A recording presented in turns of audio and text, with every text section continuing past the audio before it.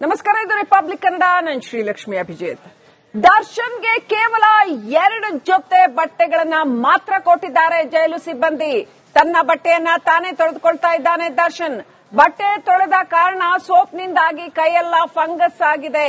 ನೆಲದ ಮೇಲೆ ಮಲಗ್ತಾ ಇರೋ ಕಾರಣ ಬಟ್ಟೆ ಎಲ್ಲ ವಾಸನೆ ಬರ್ತಾ ಇದೆ. ಈ ಹಿಂದೆ ಜೈಲಿನಲ್ಲಿ ಐಷಾರಾಮಿ ಜೀವನ ನಡೆಸಿದ್ರು. ತಾನು ಇದುವರೆಗೆ ಕೆಲಸ ಮಾಡಿ ಅಭ್ಯಾಸ ಇಲ್ಲ. ಆದ್ರೆ ಇದೀಗ ಕಟ್ಟುನಿಟ್ಟಿನ ಕ್ರಮದ ಹಿನ್ನೆಲೆ ಇಷ್ಟೆಲ್ಲ ಸಂಕಷ್ಟ ಆಗ್ತಾ ಇದೆ.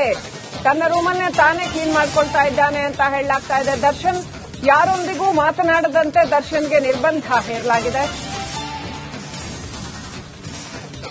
ಜಡ್ಜ್ ಮುಂದೆ ಗಳಗಳನೆ ಹತ್ತಿದ್ದಾರೆ ದರ್ಶನ್. ನನಗೆ ಒಂದ್ಸೊಟ್ಟು ವಿಷ ಕೊಟ್ಬಿಡಿ ಸ್ವಾಮಿ ಅಂತ ಕೇಳಿದಾರಂತೆ.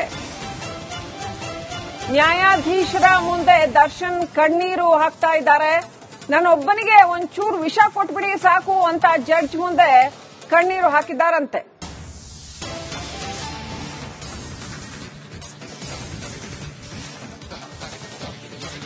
ಏನ್ ಪರಿಸ್ಥಿತಿ ಆಗಿದೆ ಹಾಗಾದ್ರೆ ದರ್ಶನ್ದು ಜೈಲಲ್ಲಿ? ಈ ಸಾರಿ ಬೇರೆನೇ ಚಿತ್ರಣ.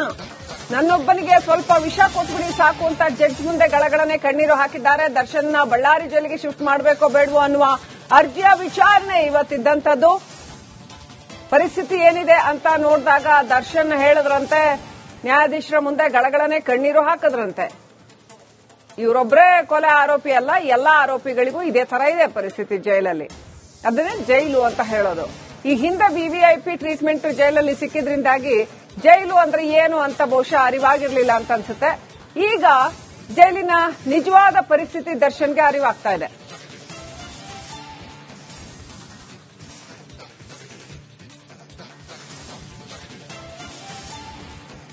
ಒಂದೊಟ್ಟು ವಿಷ ಕೊಟ್ಬಿಡಿ ಸಾಕು ಅಂತ ದರ್ಶನ್ ಜಡ್ಜ್ ಮುಂದೆ ಗಳಗಳನೆ ಹತ್ತಿದಾರಂತೆ. ಅಂದ್ರೆ ಈಗ ಉಳಿದ ಖೈದಿಗಳಿಗೂ ಇದೇ ಪರಿಸ್ಥಿತಿ ಇದೆ ಅಲ್ವಾ?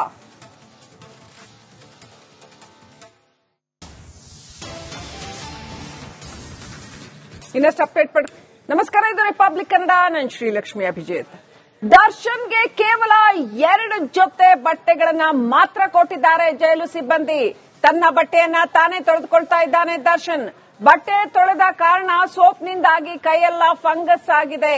ನೆಲದ ಮೇಲೆ ಮಲಗ್ತಾ ಇರೋ ಕಾರಣ ಬಟ್ಟೆ ಎಲ್ಲ ವಾಸನೆ ಬರ್ತಾ ಇದೆ. ಈ ಹಿಂದೆ ಜೈಲಿನಲ್ಲಿ ಐಷಾರಾಮಿ ಜೀವನ ನಡೆಸಿದ್ರು. ತಾನು ಇದುವರೆಗೆ ಕೆಲಸ ಮಾಡಿ ಅಭ್ಯಾಸ ಇಲ್ಲ.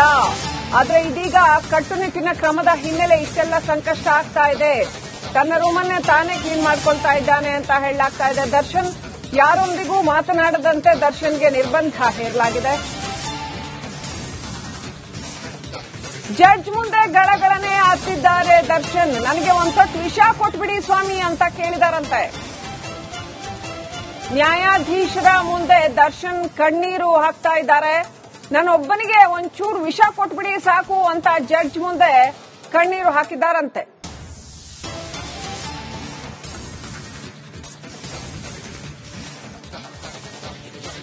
ಏನ್ ಪರಿಸ್ಥಿತಿ ಆಗಿದೆ ಹಾಗಾದ್ರೆ ದರ್ಶನ್ದು ಜೈಲಲ್ಲಿ? ಈ ಸಾರಿ ಬೇರೆನೇ ಚಿತ್ರಣ. ನನ್ನೊಬ್ಬನಿಗೆ ಸ್ವಲ್ಪ ವಿಷ ಕೊಟ್ಬಿಡಿ ಸಾಕು ಅಂತ ಜಡ್ಜ್ ಮುಂದೆ ಗಳಗಳನೆ ಕಣ್ಣೀರು ಹಾಕಿದ್ದಾರೆ. ದರ್ಶನ್ನ ಬಳ್ಳಾರಿ ಜೈಲಿಗೆ ಶಿಫ್ಟ್ ಮಾಡಬೇಕೋ ಬೇಡವೋ ಅನ್ನುವ ಅರ್ಜಿಯ ವಿಚಾರಣೆ ಇವತ್ತಿದ್ದಂಥದ್ದು. ಪರಿಸ್ಥಿತಿ ಏನಿದೆ ಅಂತ ನೋಡಿದಾಗ ದರ್ಶನ್ ಹೇಳಿದ್ರಂತೆ, ನ್ಯಾಯಾಧೀಶರ ಮುಂದೆ ಗಳಗಳನೆ ಕಣ್ಣೀರು ಹಾಕಿದ್ರಂತೆ. ಇವರೊಬ್ಬರೇ ಕೊಲೆ ಆರೋಪಿ ಅಲ್ಲ, ಎಲ್ಲಾ ಆರೋಪಿಗಳಿಗೂ ಇದೇ ತರ ಇದೆ ಪರಿಸ್ಥಿತಿ ಜೈಲಲ್ಲಿ. ಅದನ್ನೇ ಜೈಲು ಅಂತ ಹೇಳೋದು. ಈ ಹಿಂದೆ ವಿವಿಐಪಿ ಟ್ರೀಟ್ಮೆಂಟ್ ಜೈಲಲ್ಲಿ ಸಿಕ್ಕಿದ್ರಿಂದಾಗಿ ಜೈಲು ಅಂದ್ರೆ ಏನು ಅಂತ ಬಹುಶಃ ಅರಿವಾಗಿರ್ಲಿಲ್ಲ ಅಂತ ಅನ್ಸುತ್ತೆ. ಈಗ ಜೈಲಿನ ನಿಜವಾದ ಪರಿಸ್ಥಿತಿ ದರ್ಶನ್ಗೆ ಅರಿವಾಗ್ತಾ ಇದೆ.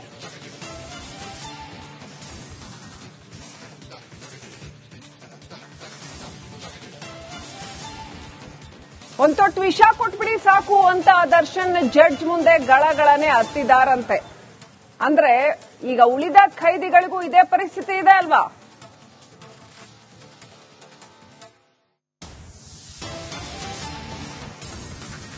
ಇನ್ನಷ್ಟು ಅಪ್ಡೇಟ್ ಪಡ್. ನಮಸ್ಕಾರ, ಇದು ರಿಪಬ್ಲಿಕ್ ಕನ್ನಡ. ನಾನು ಶ್ರೀಲಕ್ಷ್ಮಿ ಅಭಿಜಿತ್. ದರ್ಶನ್ಗೆ ಕೇವಲ 2 ಜೊತೆ ಬಟ್ಟೆಗಳನ್ನ ಮಾತ್ರ ಕೊಟ್ಟಿದ್ದಾರೆ ಜೈಲು ಸಿಬ್ಬಂದಿ. ತನ್ನ ಬಟ್ಟೆಯನ್ನ ತಾನೇ ತೊಳೆದುಕೊಳ್ತಾ ಇದ್ದಾನೆ ದರ್ಶನ್. ಬಟ್ಟೆ ತೊಳೆದ ಕಾರಣ ಸೋಪ್ನಿಂದಾಗಿ ಕೈಯೆಲ್ಲ ಫಂಗಸ್ ಆಗಿದೆ. ನೆಲದ ಮೇಲೆ ಮಲಗ್ತಾ ಇರೋ ಕಾರಣ ಬಟ್ಟೆ ಎಲ್ಲ ವಾಸನೆ ಬರ್ತಾ ಇದೆ. ಈ ಹಿಂದೆ ಜೈಲಿನಲ್ಲಿ ಐಷಾರಾಮಿ ಜೀವನ ನಡೆಸಿದ್ರು. ತಾನು ಇದುವರೆಗೆ ಕೆಲಸ ಮಾಡಿ ಅಭ್ಯಾಸ ಇಲ್ಲ, ಆದ್ರೆ ಇದೀಗ ಕಟ್ಟುನಿಟ್ಟಿನ ಕ್ರಮದ ಹಿನ್ನೆಲೆ ಇಷ್ಟೆಲ್ಲ ಸಂಕಷ್ಟ ಆಗ್ತಾ ಇದೆ. ತನ್ನ ರೂಮನ್ನೇ ತಾನೇ ಕ್ಲೀನ್ ಮಾಡ್ಕೊಳ್ತಾ ಇದ್ದಾನೆ ಅಂತ ಹೇಳಲಾಗ್ತಾ ಇದೆ. ದರ್ಶನ್ ಯಾರೊಂದಿಗೂ ಮಾತನಾಡದಂತೆ ದರ್ಶನ್ಗೆ ನಿರ್ಬಂಧ ಹೇರಲಾಗಿದೆ. ಜಡ್ಜ್ ಮುಂದೆ ಗಳಗಳನೆ ಹತ್ತಿದ್ದಾರೆ ದರ್ಶನ್. ನನಗೆ ಒಂದೊಟ್ಟು ವಿಷ ಕೊಟ್ಬಿಡಿ ಸ್ವಾಮಿ ಅಂತ ಕೇಳಿದಾರಂತೆ. ನ್ಯಾಯಾಧೀಶರ ಮುಂದೆ ದರ್ಶನ್ ಕಣ್ಣೀರು ಹಾಕ್ತಾ ಇದ್ದಾರೆ. ನನ್ನೊಬ್ಬನಿಗೆ ಒಂಚೂರು ವಿಷ ಕೊಟ್ಬಿಡಿ ಸಾಕು ಅಂತ ಜಡ್ಜ್ ಮುಂದೆ ಕಣ್ಣೀರು ಹಾಕಿದ್ದಾರಂತೆ.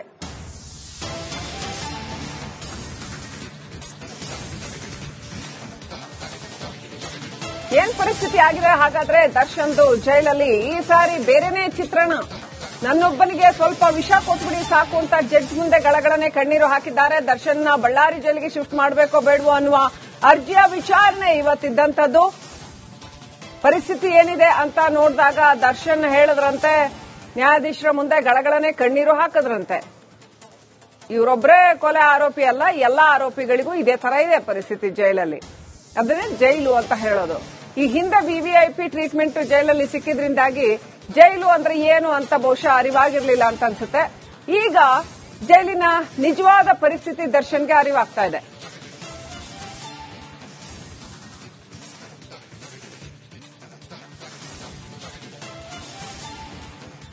ಒಂದೊಟ್ಟು ವಿಷ ಕೊಟ್ಬಿಡಿ ಸಾಕು ಅಂತ ದರ್ಶನ್ ಜಡ್ಜ್ ಮುಂದೆ ಗಳಗಳನೆ ಹತ್ತಿದಾರಂತೆ.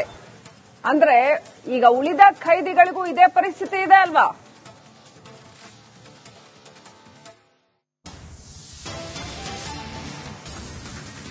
ಇನ್ನಷ್ಟು ಅಪ್ಡೇಟ್ ನಮಸ್ಕಾರ, ಇದು ರಿಪಬ್ಲಿಕ್ ಕನ್ನಡ. ನಾನು ಶ್ರೀಲಕ್ಷ್ಮಿ ಅಭಿಜಿತ್. ದರ್ಶನ್ಗೆ ಕೇವಲ 2 ಜೊತೆ ಬಟ್ಟೆಗಳನ್ನ ಮಾತ್ರ ಕೊಟ್ಟಿದ್ದಾರೆ ಜೈಲು ಸಿಬ್ಬಂದಿ. ತನ್ನ ಬಟ್ಟೆಯನ್ನ ತಾನೇ ತೊಳೆದುಕೊಳ್ತಾ ಇದ್ದಾನೆ ದರ್ಶನ್. ಬಟ್ಟೆ ತೊಳೆದ ಕಾರಣ ಸೋಪ್ನಿಂದಾಗಿ ಕೈಯೆಲ್ಲ ಫಂಗಸ್ ಆಗಿದೆ.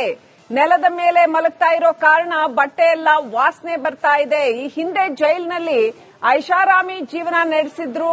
ತಾನು ಇದುವರೆಗೆ ಕೆಲಸ ಮಾಡಿ ಅಭ್ಯಾಸ ಇಲ್ಲ, ಆದ್ರೆ ಇದೀಗ ಕಟ್ಟುನಿಟ್ಟಿನ ಕ್ರಮದ ಹಿನ್ನೆಲೆ ಇಷ್ಟೆಲ್ಲ ಸಂಕಷ್ಟ ಆಗ್ತಾ ಇದೆ.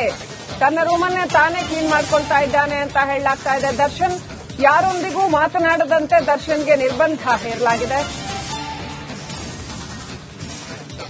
ಜಡ್ಜ್ ಮುಂದೆ ಗಳಗಳನೆ ಹತ್ತಿದ್ದಾರೆ ದರ್ಶನ್. ನನಗೆ ಒಂದೊಟ್ಟು ವಿಷ ಕೊಟ್ಬಿಡಿ ಸ್ವಾಮಿ ಅಂತ ಕೇಳಿದಾರಂತೆ. ನ್ಯಾಯಾಧೀಶರ ಮುಂದೆ ದರ್ಶನ್ ಕಣ್ಣೀರು ಹಾಕ್ತಾ ಇದ್ದಾರೆ. ನನ್ನೊಬ್ಬನಿಗೆ ಒಂಚೂರು ವಿಷ ಕೊಟ್ಬಿಡಿ ಸಾಕು ಅಂತ ಜಡ್ಜ್ ಮುಂದೆ ಕಣ್ಣೀರು ಹಾಕಿದ್ದಾರಂತೆ.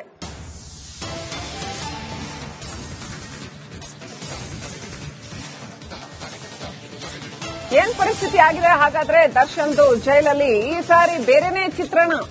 ನನ್ನೊಬ್ಬನಿಗೆ ಸ್ವಲ್ಪ ವಿಷ ಕೊಟ್ಬಿಡಿ ಸಾಕು ಅಂತ ಜಡ್ಜ್ ಮುಂದೆ ಗಳಗಳನೆ ಕಣ್ಣೀರು ಹಾಕಿದ್ದಾರೆ. ದರ್ಶನ್ನ ಬಳ್ಳಾರಿ ಜೈಲಿಗೆ ಶಿಫ್ಟ್ ಮಾಡಬೇಕೋ ಬೇಡವೋ ಅನ್ನುವ ಅರ್ಜಿಯ ವಿಚಾರಣೆ ಇವತ್ತಿದ್ದಂಥದ್ದು.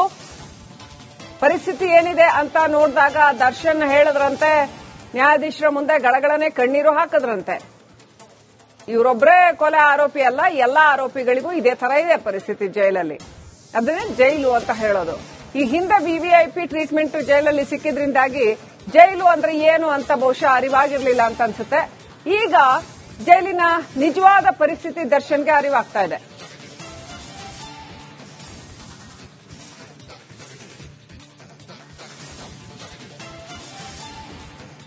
ಒಂದೊಟ್ಟು ವಿಷ ಕೊಟ್ಬಿಡಿ ಸಾಕು ಅಂತ ದರ್ಶನ್ ಜಡ್ಜ್ ಮುಂದೆ ಗಳಗಳನೆ ಹತ್ತಿದಾರಂತೆ. ಅಂದ್ರೆ ಈಗ ಉಳಿದ ಖೈದಿಗಳಿಗೂ ಇದೇ ಪರಿಸ್ಥಿತಿ ಇದೆ ಅಲ್ವಾ?